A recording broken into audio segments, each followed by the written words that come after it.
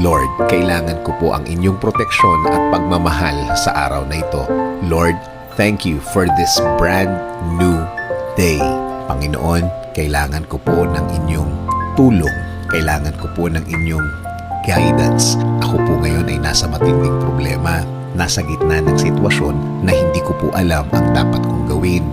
Parang habang dumadaan ang panahon, para akong lalong lumulubog sa aking kalagayan, Panginoon. Panginoon, I'm asking for your presence in my life. Nagmamakaawa po ako sa inyo na samahan niyo po ako sa aking